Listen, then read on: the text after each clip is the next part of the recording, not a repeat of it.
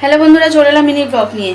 তো রান্নাবান্না তো করবো, রান্নাবান্না করার জন্য সব কেটে বেছে নিয়েছি, এখনো ধোয়া টোয়া কিছু হয়নি। দাঁড়াও দেখাই কি কেটেছি আর কি নিয়েছি। এত গরম পড়ে গেছে এক্ষুনি না, আর ভালো লাগছে না, মনে হচ্ছে না শুধু শুয়ে থাকি পাখার নিচে বসে থাকি, এতটাই গরম পড়ে গেছে। তো এই যে এখানে নিয়েছি শাটিং মাছ আর হচ্ছে ল্যাঠা মাছ, আর এখানে আছে চিংড়ি মাছ। এই যে দেখো চিংড়ি মাছ নিয়েছি, আর এখানে কেটে নিয়েছি কচুর লতি। লতিগুলো কিন্তু খুব মোটা মোটা। এই যে এখানে আছে ছোটো ছোটো করে বেগুন কুচিয়ে নিয়েছি, এই যে। আর এখানে আছে উচ্ছে দিয়ে বেগুনটা ভাজবো। এখানে আছে উচ্ছে ছোটো ছোটো করে একদম পাতলা পাতলা করে কুচিয়ে নিয়েছি, বেগুন দিয়ে উচ্ছে দিয়ে ভাজবো। আর এখানে কালকে যে যা রিচ খাওয়া হয়েছে ওই জন্য আজকে একটু পাতলা করে ঝোল করব। বিভিন্ন রকম সবজি দিয়ে, ঝিঙে, কাঁচকলা, পটল, বরবটিও আছে।